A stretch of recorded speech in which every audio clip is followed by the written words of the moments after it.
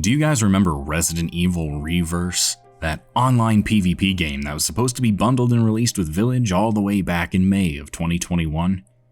Yeah, it's easy to forget.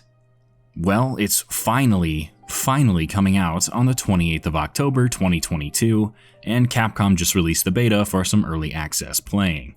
So, how is it? Well, Reverse isn't really Resident Evil, but it's not the worst thing I've ever played.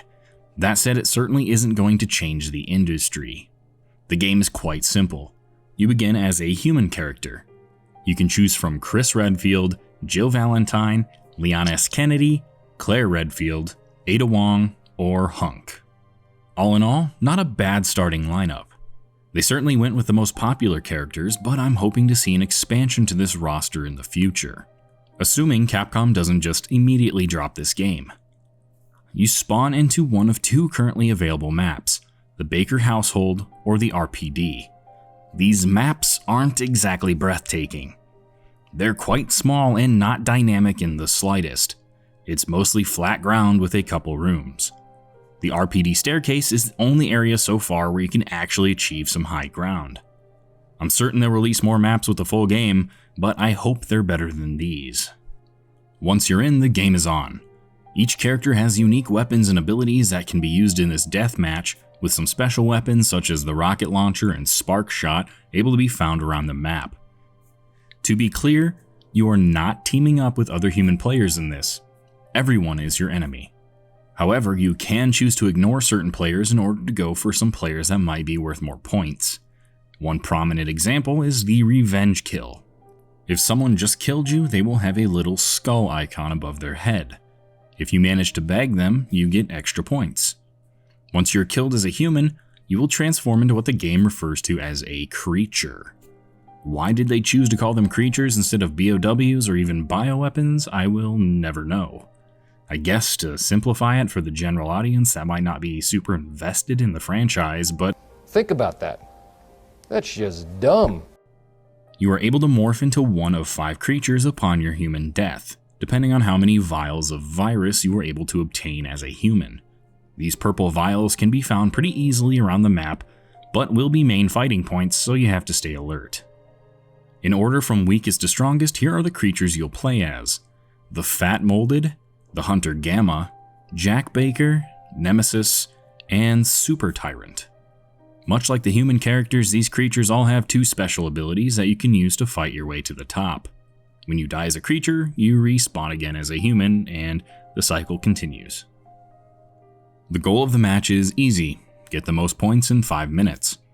The maps are small, so you are almost always going to have confrontation. There's some herbs and ammo around the map to keep you healthy and in the fight. One way to gain an advantage is to seek out special weapons that spawn around the map. These weapons deal significant damage or even stun enemies, allowing you to escape. Another advantage at your disposal is collecting vials. As I mentioned earlier, the more vials you hold as a human, the stronger creature you become upon death. Well, they also give humans a slight advantage, as holding more gives the player better aim and damage, supposedly. Your goal as a human is to kill everything you see, dodge everything that tries to kill you, and collect vials. Your goal as a creature is to fuck shit up. Creatures cannot dodge, nor can they pick up items.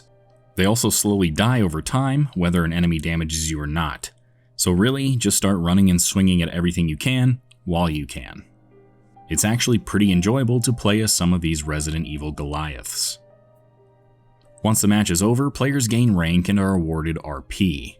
These points can be used to make in-game purchases, although they seem to be fairly restricted for people who haven't purchased a premium battle pass. That's right, this game has a battle pass. Why? Well, I couldn't tell you, seeing as most of the currently available unlockables look like shit. I'll be real with you, I don't want any of these skins. There are also challenges you can complete during the game that give you battle pass experience. This of course unlocks some free stuff, but again, it's all pretty much garbage. Other things you can purchase or unlock during the course of the game include wallpapers, weapon charms, victory poses, and RE coins that you can equip to give you an edge in a match. So, what's my verdict on the beta? So far, the actual gameplay is mildly enjoyable. It's not something I want to sit down and play for 6 hours straight, but I do find myself wanting to play the odd game here or there.